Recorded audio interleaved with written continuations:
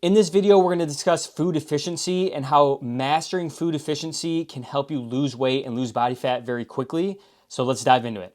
Food efficiency is a term I've kind of coined, and I'm going to define it as the ability to eat a high volume of food for a small volume of calories. People that are really efficient with their calories and macros and understand this have a very easy time shredding down, losing body fat, losing weight, because they understand how to structure their calories and macros and what foods to look for. People that are not good with their food efficiency have a terrible time losing weight. They struggle eating weight, they don't eat a lot of food, but they eat too many calories and then they can't lose weight. So let's kind of go through some examples and kind of hammer this home for you.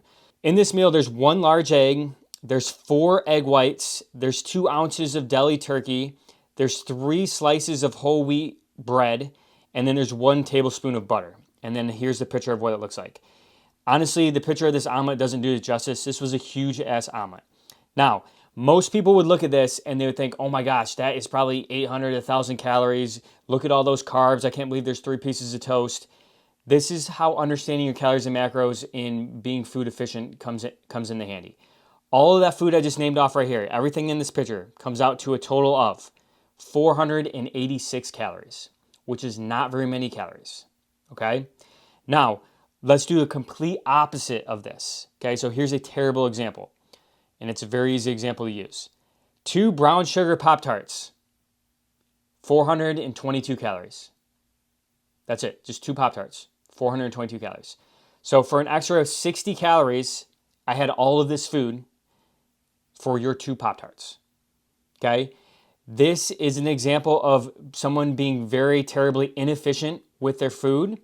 This is an example of someone being very efficient with their food. When you're trying to lose weight and you're in a calorie deficit, and if you don't understand calorie deficit, I've made a bunch of videos on it in the past, but you're going to be eating less calories than what you're consuming. Now, the name of the game when you're in a calorie deficit is we got to figure out how much, we got to eat as much food as we can for as little calories as we can, okay? Because we want to feel full. You eat all of this, you're going to feel full, and it's only 486 calories. You eat 2 Pop-Tarts, chances of you being full or not being hungry again in another 30 minutes are pretty slim, okay? And this is why you're going to struggle losing weight, because you had 2 Pop-Tarts and you're like, oh, that's all I've ate. And then you're hungry again and you think, oh, I haven't ate a whole lot of calories today. You have, okay? Because you're eating very inefficient foods that are the opposite of this definition. Most people gravitate to foods that are low in volume but high in calories, which is an example of Pop-Tarts. Pop-Tarts are low in volume of food, not very much food for a high volume of calories. You want to gravitate to foods that are high volume of food for a low volume of calories. And then second level to this, for those of you that understand calories and macros, the macro breakdown for this meal is 38 grams of protein, 38 grams of carbs, and 20 grams of fat. The macro breakdown for these Pop-Tarts, 4 grams of protein, 70 grams of carbs, 14 grams of fat. So if you understand macros and you understand hitting your protein goal is very important to your sustained success in you losing weight, you understand that eating 422 calories and there's only 4 grams of protein is a very inefficient way to use your calories.